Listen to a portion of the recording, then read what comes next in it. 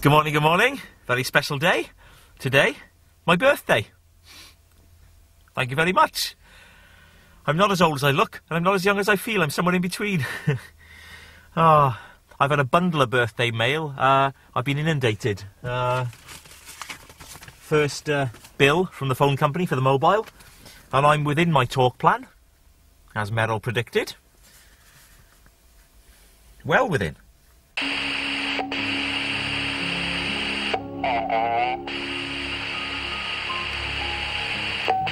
Nothing from the boys as yet. Not a problem at all, because there's always tomorrow. The greatest gift a man can have is his health. I mean, I've not been to a doctor in 6 years. It's just the way I am genetically. This will be my first time in 6 years. My tummy's been a bit, I wouldn't say anything, but it is, in a confined space, a bit antisocial. Declan asked if I was worried. I said, it's my tummy. I mean, what's the worst it can be, Trapped wind. It was all right, actually. They took some blood. Just dizzy, not confused. They want me to come back this afternoon, which is ideal, because I have an appointment with Mr. Redford, my solicitor, at lunchtime. Although I won't be eating any lunch, because they want me to keep an empty stomach. I'm having a barium meal.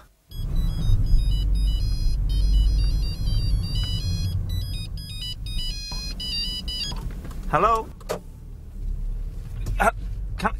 Can I... Hang on. How are you? Yeah. Sorry about that. Bit of an explanation, not being rude. It's an invasion of privacy. The caller doesn't know they're being filmed. I always switch off. Anyway, it was Mr. Redford, my solicitor, his secretary, Louise, and we got a date. Not me and Louise. Mind you, she's stacked, so... No, a date for the divorce hearing. 18th of April. So it's all starting to happen. Which is good. Which is very good. It's funny when you go to a hospital, your mind is inevitably drawn towards death. I mean, my life has been touched by it. Of course it has. My father, my mother, my marriage. I saved a woman from choking once. She was all huddled up on the floor outside shops. Everybody in a fuss, and I just stepped up, very calmly, gone underneath her. Pop. Couldn't thank me enough. Oh, all over me she was. Everybody patting me on the back. I saved Geoff from choking as well. I'm a good man to have around if you're planning to have a choke. He was in the kitchen. That's right, near Christmas. Been playing squash with Marion, sweating as ever, and got a Brazil nut trapped in his airway.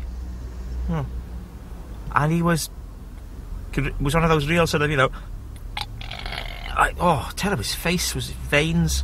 Marion was screaming, "Do something, you idiot." You read about these people that strangle. I've thought about it. I mean, you'd have to. I think it's a lot more than you see on the telly. I think the reality of it is you'd have to strangle and strangle and strangle. How could you feel that about a person so much that you want to see him dead, even though he has so much going for him? A good career, top of his tree. Mr. Redford, the solicitor. I see quite a lot of him. I mean, it's a rocky path, the divorce. So I feel by seeing him as much as I do, I'm oiling the path. Well, that went very well. Very well. Mr. Redford on top form. We did role-playing, would you believe? He was Marion's attorney, solicitor. I was me, Keith. And he really went at me. I mean, some very, very personal questions about my role as a husband and a father. I coped pretty well. I was pleased. Then afterwards, he's very thorough. We went over all the ins and outs, and he said, you know, as he said to me, he said, Keith, very good. Some areas we're going to have to brush up on. And as he said, you know, you don't need me to tell you, Keith, that the tears are doing you no favours. Which is fair enough. Actually, then, on the way out, look, see what I've done? Caught my hand on the lock of the door, waving to Louise. Look at this, I'll show you. You see that? It's actually bent. There's enough force to bend it, and I'm in some pain, actually. I'm minding my language. My finger's swollen a bit. And, as Louise said, you know, she said take the ring off. But, I think it'd be bad luck.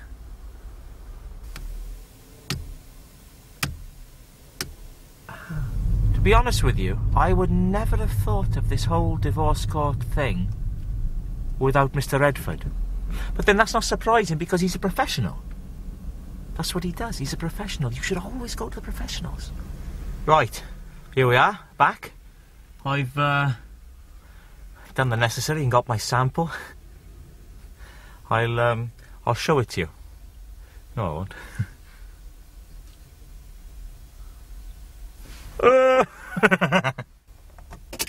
Well, a packed second half.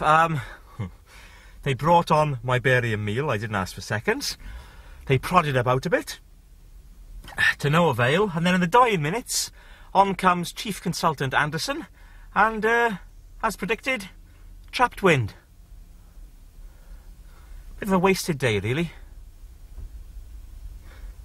He said, I was putting my clothes on, he said, I don't want to see you up here for a long time.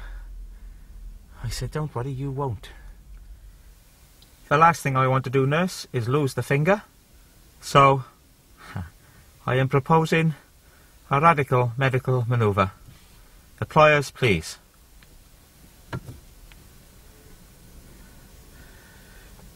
Easy does it. Mop my brow, please, nurse. Right, I'm going in.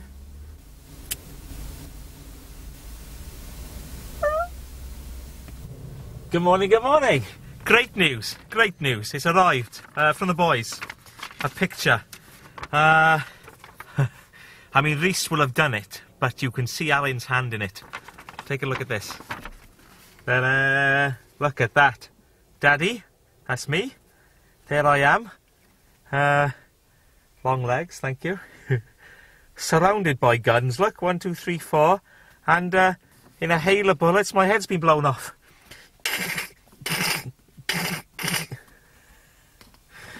Oh, I think that's how they see me.